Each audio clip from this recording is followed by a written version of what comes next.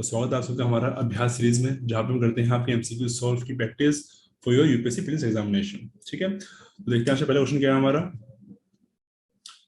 तो यहाँ पे पूछ रहा है the earth without rotational movement would result into. ठीक है, अगर अर्थ अपनी जो रोटेशनल मूवमेंट है उसको बंद कर दे तो उससे क्या होगा। फर्स्ट यहाँ पे दिया है आपको स्टेटमेंट के no occurrence of day and night cycle. Second यहाँ पे कह रहे हैं no sunrise and sunset. And third is one season throughout the year. पूछा है कौन सी आपके यहाँ पे करेक्ट स्टेटमेंट। ऑप्शन यहाँ पे दिए हैं आपको 1 and 2, 2 and 3, 1 and 3 and D is 1, 2 and 3. Now try to answer it. So here the answer is option A, 1 and 2. ठीक है, देखिए ऑब्वियसली बात है, अगर आपका जो अर्थ है वो रोटेट ना करे अपने एक्सिस के ऊपर तो उससे क्या होगा, तो साइकिल आपका डे टाइम का ये नहीं होने वाला। ठीक है, तो फर्स्ट यहाँ पे आप ये करेक्ट एग्जैक्टली जैसे ही आपका अगर डे टाइम नहीं होंगे तो आपका जो मैकेनिज्म है सनराइज सनसेट ये भी नहीं हो पाएगा। तो ये दोनों क्या भी करेक्ट। थर्ड यहाँ पे गलत क्यों आएगी आपकी। देखिए अगर रोटेशन आपकी नहीं हो रही है तो यानी कि 6 मंथ वहां पे क्या रहेगा, आपका डे रहेगा, और 6 मंथ के लिए क्या रहेगा, वहां पे नाइट रहेगा। तो यानी कितने हुए आपके साथ, दे विल बी 2 सीजन। ठीक है, यहां पे क्या दिया हुआ है 1 सीजन, तो यानी कि ये आपका है incorrect. Answer will be 1 and 2। Clear है, ओके। क्वेश्चन नंबर 2 देखते हैं हम। This is for polity. पूछ रहे हैं यहाँ पे consider following statement with respect to bills introduced in the parliament. Okay, first यहाँ पे कह रहे हैं article 110 of the constitution deals with the definition of money bills. Okay, second यहाँ पे कह रहे हैं financial bills are those bills that deal with fiscal matters, that is revenue or expenditure. And third is all financial bills are money bills, but all money bills are not financial bill. पूछा है आपसे कौन सी यहाँ पे correct statement. Option यहाँ पे दिए हैं आपको, वो है आपके 1 and 2, 2 and 3, 1 and 3 and D is all statements are correct. Now try to answer it. So here the answer is option A, 1 and 2. ठीक है, देखिए हमारे कॉन्स्टिट्यूशन के आर्टिकल 110 में लिखा हुआ है regarding the definition of money bill, ये होता क्या है। ठीक है, और हाँ फाइनेंशियल बिल क्या हो गया यहाँ पे, deals with the revenue and expenditure. ठीक है, अब थर्ड यहाँ पे आपकी इंजर्ड क्यों है, जो आपकी कैटेगरी है ब्रॉड कैटेगरी वो आपकी होती है फाइनेंशियल बिल। ठीक है, इसी का एक आगे सब पार्ट आपका आता है वो है आपका money bill. So we can say that all money bills are financial bills but not all financial bills are money bills. ठीक है, थर्ड यहाँ पे कर रखी है हमने इतने से interchange, it is incorrect, answer will be 1 and 2 only. Clear, now question देखते हैं अपना। ओके, यहाँ पे पूछ रहे हैं कि इनमें से कौन सी है आपकी इनकरेक्ट विद रिस्पेक्ट टू आपके क्वेश्चन आर को लेके। ओके, ऑप्शन ए यहाँ पे दिया है आपको a starred question requires an oral answer and supplementary questions can follow. B यहाँ पे कह रहा है an unstarred question requires a written answer and supplementary questions can follow. C यहाँ पे कह रहा है a short notice question is one that is asked by giving a notice of less than 10 days and it is answered orally. And D is none of the above. Now try to answer it. So here the answer is option B. ठीक है, ये क्या है आपका incorrect है। Okay, देखिए अगर तो आपका वहां पे रिटर्न आंसर मिल रहे हैं तो यहाँ कि वहां पे सप्लीमेंट्री क्वेश्चन नहीं होने वाला। ठीक है, तो सही है यहाँ पे कि आंसर क्वेश्चन कैसे होते हैं आपके, जहां पे आपको देते हैं रिटर्न आंसर, बट जहां पे रिटर्न आंसर होते हैं वहां पे आपके पास सप्लीमेंट्री क्वेश्चन का नहीं फॉलो करते वहां पे। ठीक है, तो ये आपका इनकरेक्ट है, बाकी तीनों क्या है आपके correct statement. Okay, now question number 4। Okay, यहाँ पूछ रहे हैं in which of the following cases the powers and status of the Rajya Sabha are equal to that of Lok Sabha. Okay, तो कौन से ऐसी पावर्स हैं जो होती हैं दोनों में आपके इक्वल। फर्स्ट यहाँ पे कह रहे हैं introduction and passage of constitutional amendment bill. Okay, second यहाँ पे कह रहा है the power to decide whether a particular bill is a money bill और not. Third is authorise the parliament to make a law on subject enumerated in the state list. And fourth is election and impeachment of the president. पूछा है आपको कौन सा पे correct. Option यहाँ पे दिए हैं आपको 1 and 2, 2, 3 and 4, 1, 2 and 3 and D is 1, 4 only. Now try to answer it. So here the answer is आपका आएगा ऑप्शन D, 1 and 4 only. ठीक है, देखिए फर्स्ट यहाँ पे सही है कि दोनों के पास पावर इक्वल होती है in terms of constitutional amendment bill को लेके, ठीक है। सेकंड यहाँ पे गलत क्यों है आपका, बिल आपका मनी बिल है नहीं, ये डिसाइड करती है आपकी लोकसभा, ठीक है। It is an exclusive power of the Lok Sabha, clear है। अगेन थर्ड यहाँ पे है कि authorise the parliament to make a law on subject of state list, ये होती है with Rajya Sabha, okay, under article 249, ये पावर सिर्फ किसके पास है, only with Rajya Sabha. And fourth यहाँ पे करेक्ट है आपका कि इलेक्शन एंड इम्पीचमेंट को लेके दोनों की है equal power, so here answer will be option D 1 and 4 only. Now question number 5 देखते हैं अपना। ओके तो यहाँ पे दे रखे हैं डेट एंड कंडीशन। फर्स्ट यहाँ पे है 21 मार्च, उसे हम कहेंगे autumnal equinox, then 21 June summer solstice, then 22 December is winter solstice, और फोर्थ यहाँ पे आपका 26 सितंबर वर्नल इक्विनोक्स। पूछा है कौन से यहाँ पे करेक्टली मैच, ऑप्शन यहाँ पे दिए हैं आपको 1, 2 and 3, 2 and 3, 2 and 4, and D is 2, 3 and 4. Now try to answer it. So here the answer is option B 2 and 3. देखिए ये दोनों क्या हैं आपके करेक्ट हैं। 21 जून को क्या होता है, ये हमारा होता है longest day and shortest night, जो कब इसको हम कहते हैं आपका समर सोल्स्टिस। और फिर आपका आता है 27 दिसंबर, उसमें क्या बोलते हैं आपका विंटर सोल्स्टिस, यानी कि आपका shortest day and longest night, ये भी आते हैं ऑन 27 दिसंबर, ठीक है। अब देखिए यहाँ पे कर रखा है हमने आपको इंटरचेंज। 21 मार्च क्या होता है बेसिकली आपका, ये आपका होता है वर्नल इक्विनोक्स, यानी कि आपका स्प्रिंग इक्विनोक्स। और क्या होता है आपको 22 सितंबर को, उसको कहेंगे आपका ऑटोनमल इक्विनोक्स, ठीक है। तो इन दोनों दिन क्या होता है आपका, equinox means equal day and equal night, ठीक है। तो कर रहा है यहाँ पे interchange, answer will be option B 2 and 3 only. Now देखते हैं क्वेश्चन नंबर 6। ये है रिगार्डिंग आपके क्लासिकल लैंग्वेज को लेके, कि पूछा है कौन सी है आपकी यहाँ से correct statement regarding the classical language. Okay first यहाँ पे दी स्टेटमेंट आपको कि only 6 language in India enjoy classical status. Second is high antiquity of early text record history over a period of 1500 to 2000 years is required to be declared as classical. And third is one of the benefit of classical language is that a center of excellence for studies in classical language is set up. Okay, पूछा कौन सा भी correct statement, option यहाँ पे दिए हैं आपको 1 only, 2 and 3 only, 1 and 2 only, and D is all the above. Now try to answer it. So here the answer is option D all the above. तीनों क्या है यहाँ पे करेक्ट स्टेटमेंट आपकी।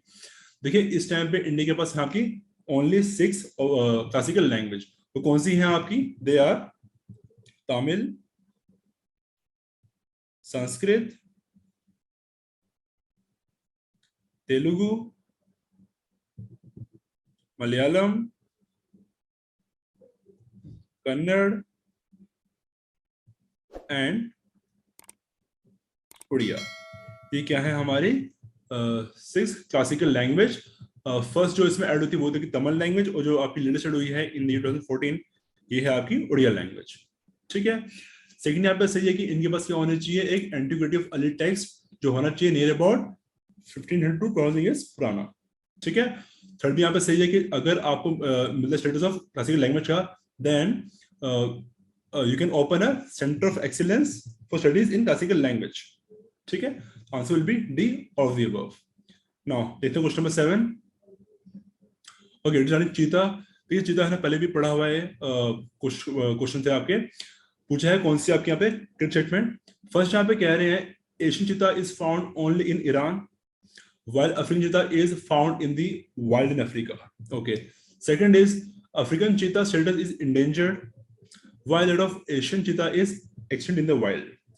पूछा आपकी कौन से correct statement? Option is 1 only, 2 only, both, and D is none. Now try to answer it. So here the answer is option A 1 only. ठीक है। देखिए सिर्फ ईरान में मिलता है हमको क्या आपका एशियन चीता, ठीक है।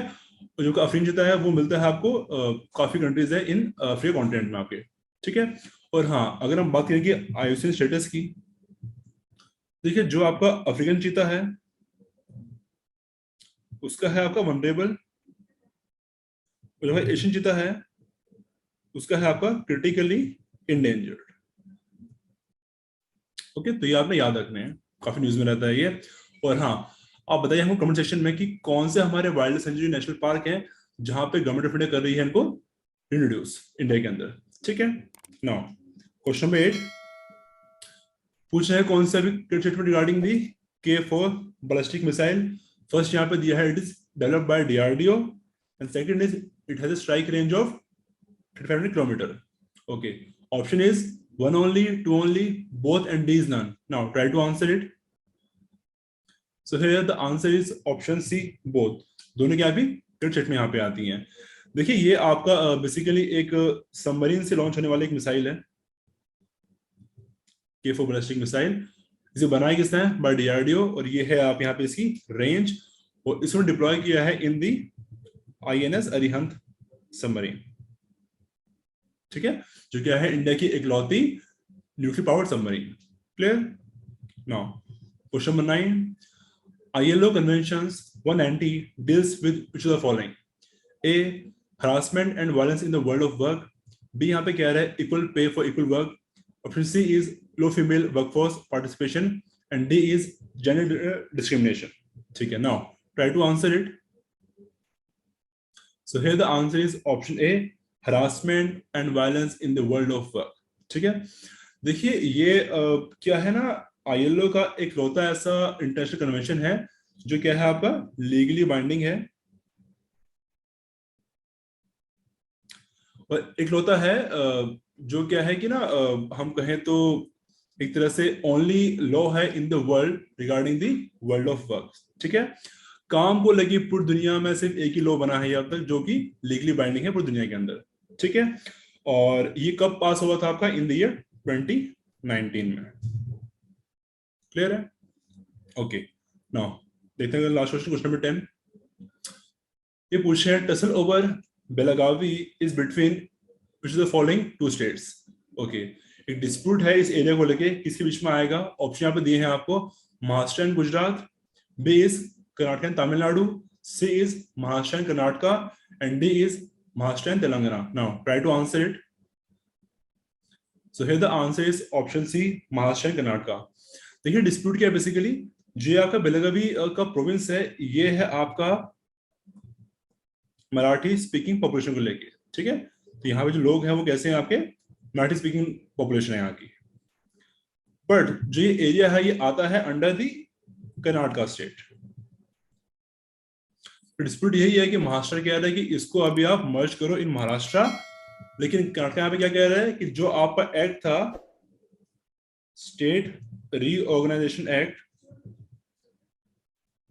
इन द ईयर 1956, इसके अकॉर्डिंग क्या हुआ था, आपके स्टेट्स बने थे इंडिया के on the basis of language. ठीक है ना, तो ये कर्नाटक कह रहा है कि इसमें कोई बात नहीं कही है कि आपका प्रोसेस अलग भी होने वाला है। ठीक है ना, तो डिस्प्यूट है कि लोग कैसे हैं आपके मराठी बोलने वाले हैं, बट एरिया कहाँ पे आता है? इन कर्नाटका। महाराष्ट्र पे कह रहा है कि इसको हमको वापस मिलाओ इन महाराष्ट्र में। ठीक है, ओके, तो ये है रिगार्डिंग आर्टिकल 124।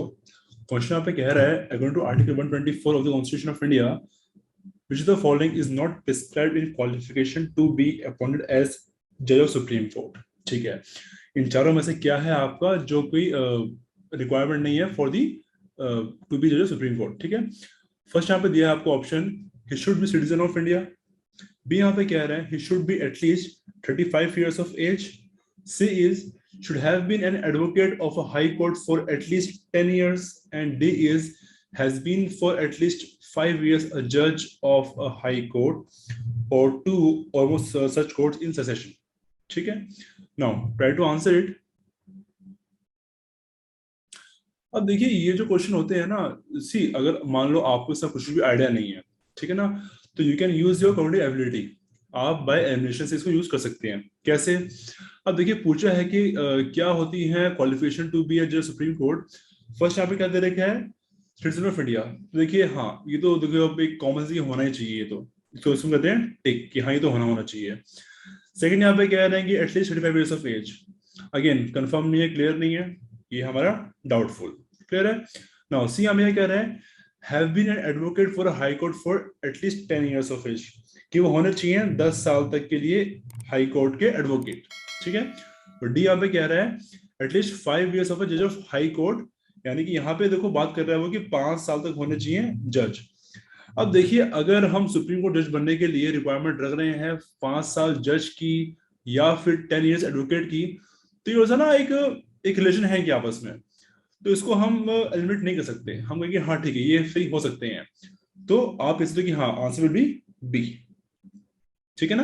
देखिए आपको ना इसी में आपके एग्जाम सॉल्व करने पड़ेंगे, ऐसा नहीं होगा कि आपको सही क्वेश्चन आते होंगे। तो बाय यूजिंग एलिमिनेशन टेक्निक आपकी कॉग्निटिव एबिलिटी आपको क्वेश्चन यहाँ पे सॉल्व करने पड़ेंगे सारे सारे एग्जाम। ठीक है, तो आंसर होगा आपका option B. Now question number 2, यहाँ पे पूछ रहा है regarding the 103rd amendment act.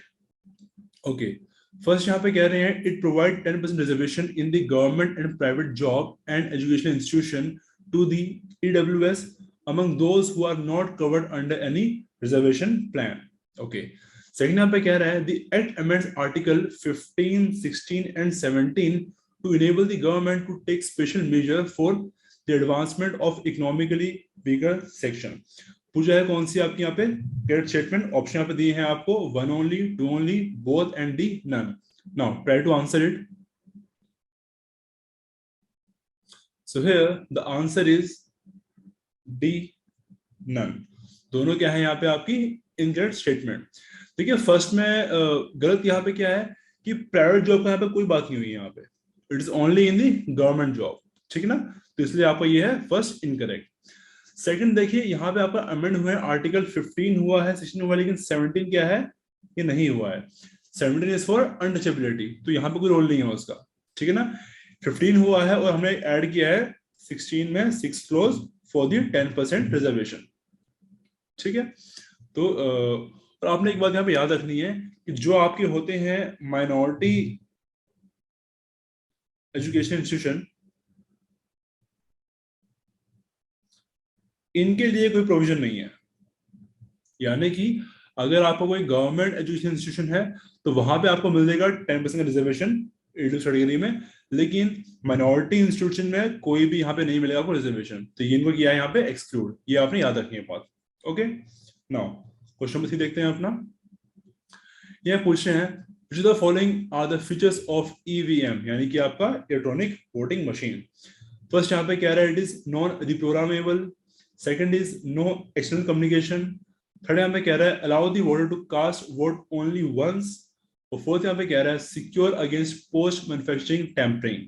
पूछा है कौन सी आपकी करेक्ट स्टेटमेंट, ऑप्शन यहाँ पे दिए हैं आपके 1 2 3, 2 3 4, 1 3 4 and D of the above. Now try to answer it. So here the answer is option D, all the above. ये चारों क्या हैं आपके फीचर्स हैं ऑफ द EVM।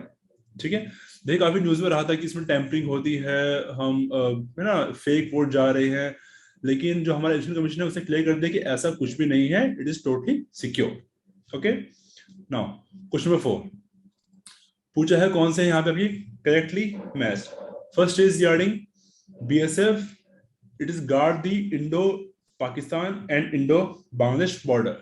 सेकंड यहाँ पे कह रहा है आपका CISF का central industrial security force, it provide security for key installation. Third is NSG आपके national security guard deployed for maintaining internal security, and D यहाँ पे है regarding CRPF central reserve police force deployed for anti touch activity. पूछा है कौन से यहाँ पे करेक्ट आंसर, ऑप्शन यहाँ पे दिए हैं 1 and 2, 2 and 4, 1 and 4 and D all of the above. Now try to answer it. So here the answer is option A 1 and 2। ठीक है, देखिए फर्स्ट सही है कि जो आपकी BSF फोर्स है वो कहाँ पे होती है, deployed Indo Pakistan border and Indo Bangladesh border. ठीक है, फिर आपकी आती है CISF, इसको हम करते हैं जितने भी हमारे होते हैं की सोसाइटी, आपका आपके एयरपोर्ट्स हो गए, आपकी डैम सिक्योरिटी होगी, तो वहां पे होती है आपकी CISF। ठीक है, थर्ड जहां पे क्या दे रखा है NSG, देखिए NSG it's for the anti touch activity. ठीक है ना, तो ये आपके होती है for this anti touch activity के लिए। फोर्थ जो आपके यहाँ CRPF, it is to maintain internal security, तो इन्होंने किया हुआ हमने इंटरचेंज। ठीक है, तो ये आपकी गलती आएगी थर्ड एंड फोर्थ। इसके अलावा और भी आपकी होते हैं लाइक आपकी जो होती है सशस्त्र सीमा बल, it is for the border of India, Nepal and Bhutan. Okay, Nepal and Bhutan border पे होती है आपकी ये। और ऐसी एक आपकी होती है असम राइफल, ये आती है on the Indo Myanmar border. देखिए क्या है कि ना गवर्नमेंट ने वेरियस फील्ड के लिए बता रखी है स्पेशलाइज्ड फोर्स, और सबका अलग अलग काम दे रखा है। एक और आपकी आती है यहाँ पे by the name of ITBP, it is the Indo Tibetan border police for the Indo China border. देखिए आपने याद रखना है कि फोर्सेस का काम क्या है, किस पर्पस से बनाई गई है आपकी। ठीक है ना। क्वेश्चन 5 देखते हैं अपना। पूछ रहे हैं consider following component of Indian culture heritage. Okay, first यहाँ पे दिया है Koodiyattam, it is the Sanskrit theatre of Kerala. Second is Mudiyettu, it is the ritual theatre of Kerala. Third is Ramman, जो क्या है आपका religious festival and ritual theatre of Garhwal Himalayas. And fourth is Kalbelia, it is the folk song and dance of Rajasthan. पूछा है कौन से यहाँ पे आपके करेक्ट स्टेटमेंट है। ऑप्शन यहाँ पे दिए हैं आपको 1 and 2, 2 and 3, 2, 3 and 4 and D, all of the above. Now try to answer it. So here the answer is option D, all of the above. चारों क्या है आपके यहाँ पे करेक्ट स्टेटमेंट है। ठीक है, देखिए इसके अलावा और भी बहुत चीजें होती हैं, जैसे कि आपका कुंभ मेला हो गया, आपका योगा हो गया, आपका नर्स फेस्टिवल हो गया, तो वो सब भी क्या है ऐड किए हुए हैं इन दी इंडियन कल्चर हेरिटेज के अंदर। ठीक है, जरा बताइए कमेंट सेक्शन में कि इनके अलावा और कौन से आते हैं आपके under the Indian culture heritage. Okay, now question number 6। Okay, यहाँ पूछ रहे हैं some points with respect to tribals and their expect. Okay, first यहाँ पे कह रहे हैं tribals account to over 15% of the population of India. Okay, second is Madhya Pradesh has numerically the highest tribal population. And third is sex ratio among tribals is way above than the national average. ठीक है, पूछा है कौन सी आपकी correct statement. Option यहाँ पे दिए हैं आपके 1 and 2, 2 and 3, 1 and 3 and D, all of the above. Now try to answer it. So here the answer is option B, 2 and 3. देखिए फर्स्ट यहाँ पे आपकी क्या है इनकरेक्ट है। यू नो अप्रोक्सीमेटली जो आपका हुआ था 2011 सेंसस, इसके अकॉर्डिंग इंडिया में जो पॉपुलेशन ट्रैवल की है वो है अप्रोक्सीमेटली 8.6%। अभी भी क्या है ये लोग बिलो 10% है पॉपुलेशन के हिसाब से आपकी। ठीक है, तो फर्स्ट यहाँ पे भी इनकरेक्ट। सेकंड सही है आपकी कि मध्य प्रदेश में क्या है largest number of tribal population. याद रखना आपने, एमपी में हाईएस्ट है, उसके बाद फिर आपके आते हैं महाराष्ट्र। ये तो क्या है इंडिया की top state in terms of tribal population. Okay, third भी यहाँ पे सही है कि जो उनका होता है सेक्स रेशियो वो काफी अबव है, बेटर है as compare to the national average. ठीक है, और जो अभी की रिपोर्ट आई थी of the national family health survey की, उन्होंने कहा है कि इंडिया का जो सेक्स रेशियो है वो हो चुका है near about 1020।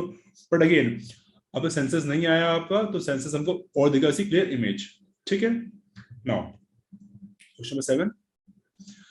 Arrange the following countries as one move from west to east. देखिए क्वेश्चंस काफी आते हैं कि मैप बेस्ड। ठीक है ना, तो सेंट्रल एशिया तो आपके काफी न्यूज में रहता ही है। और कंट्री दे रखी है आपको यहाँ पे Kazakhstan, Turkmenistan, Kyrgyzstan and Tajikistan. Okay, और ये दे रखे हैं आपके यहाँ पे option 1 2 4 3, 2 3 4 1, 3 4 2 1 and 3 2 1 4। Now try to answer it. अब देखिए ऐसे क्वेश्चन में अगर आपको मैप याद भी है ना, तब भी क्या पता गलती कर दो। अब मैं लेते हैं इसका, देखिए ये रहा मैप। अब यहाँ पे आप कंफ्यूज मत होना कि कजाकिस्तान को आप ईस्टवर्ड मानोगे या आप उसको मानोगे वेस्टवर्ड। ठीक है ना, देखिए ये वेस्ट में भी सबसे ज्यादा आ रहा है और ईस्ट में सबसे ज्यादा आ रहा है, तो यहाँ पर कंफ्यूज नहीं होना है। अगर पूछा है कि अरेंज करो फ्रॉम वेस्ट टू ईस्ट, तो आप देखेंगे कि ना सबसे ज्यादा वेस्ट में कौन सी कंट्री आ रही है। तो फर्स्ट यहाँ पे कौन सा आएगा आपका कजाकिस्तान, क्योंकि सबसे वेस्ट में आ रहा है आपको वो। फिर देखिए आप इसके बाद आपकी कंट्री आ रही है तुर्कमेनिस्तान। ठीक है ना, यहाँ पे स्टार्ट हो रही है आपकी तुर्कमेनिस्तान। फिर जो आपकी कंट्री जो ऑप्शन में दी हुई थी वो थी आपकी ताजिकिस्तान, थर्ड ये आ रही है। और फिर आपकी जो वेस्ट में कौन सी आ रही है, ये आपकी आ रही है किर्गिस्तान। ठीक है ना, तो ये 4 कंट्री आ रही है आपकी from west to east. Okay, देखिए बहुत जरूरी है, आपको पूछ सकते हैं कि इनकी कैपिटल को अरेंज करो from north south east west, तो मैप याद होना बहुत जरूरी होता है आपके लिए। तो हमारा क्या होगा वेस्ट टू ईस्ट का कजाकिस्तान, तुर्कमेनिस्तान, देन ताजिकिस्तान और फिर आपका किर्गिस्तान। अब देखते हैं अपने ऑप्शन।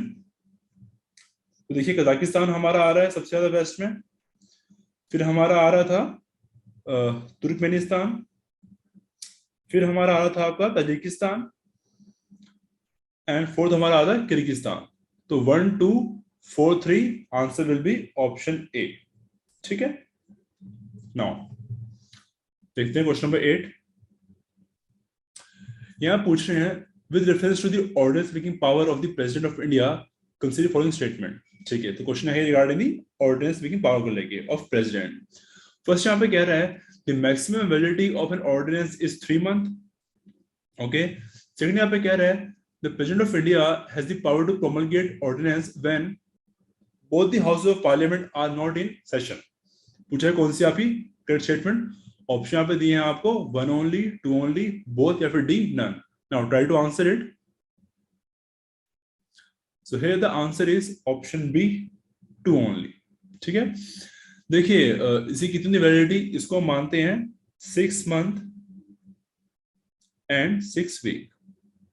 ठीक है, अभी क्यों आता है, देखिए जब भी ऑर्डिनेंस बनता है वो बनता है 6 महीने के लिए बेसिकली आपका, लेकिन जब 6 महीने बाद आपका पार्लियामेंट बैठेगा एक साथ, तो उनके पास टाइम होता है 6 वीक का उसको पास करना, नहीं करना, झेल करने के लिए। टोटल टाइम कितना होता है 6 मंथ 6 वीक का टाइम होता है इसके पास ऑर्डिनेंस का। ठीक है ना, और हाँ ये भी सही है आपकी कि जब आपके होते हैं दोनों हाउसेज सेशन में नहीं होते हैं तभी लाते हैं ऑर्डिनेंस आपके प्रेसिडेंट। ठीक है ना, तो कौन से आर्टिकल आपने याद रखना है for president article is 1 2 3 and for governor it is 2 1 3। ठीक है, ये है इनकी ordinance making power. Okay, now question number 9। Okay, ये है रिगार्डिंग ब्राजील के बारे में। फर्स्ट यहाँ पे कह रहा है ब्राजील ऑक्यूपाई रफली half of South America and lies next to the Pacific Ocean. Second यहाँ पे कह रहा है Brazil was made part of BRICS is this not a founding member of BRICS. पूछा है कौन सी आपकी करेक्ट स्टेटमेंट। ऑप्शन यहाँ पे दिए हैं आपको बोथ 1 and 2, डी बी आपका है neither 1 nor 2, C is 1 only and D is 2 only. Now try to answer it. So here the answer is option B none. दोनों क्या है यहाँ पे आपकी इनकरेक्ट। देखिए ब्राजील का एरिया बहुत ज्यादा है, हम कहें तो हाँ रफली हाफ ये कहता है साउथ अमेरिकन कॉन्टिनेंट का, लेकिन it lie next to the Atlantic ocean, not to the Pacific ocean. ठीक है, तो इसलिए यहाँ पे इनकरेक्ट। ऑल्सो ब्राजील क्या है founding member of the BRICS nation. ठीक है ना, तो ये भी आपका इनकरेक्ट है। Answer will be D neither 1 nor 2. Okay, then question number 10। ये पूछ रहे हैं in the following states is Pakke tiger reserve located. Okay, कहाँ पे आता है आपका ये टाइगर रिजर्व। ऑप्शन यहाँ पे दिए हैं आपको Assam, Manipur, Tripura and D Arunachal Pradesh. Now try to answer it. So here the answer is option D Arunachal Pradesh. काफी न्यूज में आता है आपको यहाँ पे पक्के टाइगर रिजर्व भी। ठीक है फ्रेंड्स, तो ये थे आज के हमारे 10 MCQs। आप इसको देखिए ऐसे अपने ऐड करते रहिए, रिवाइज कीजिए ज्यादा से ज्यादा। बस नियर अबाउट 2 मंथ रह गए हैं फॉर द प्रीलिम्स। तो till then thank you and God bless you.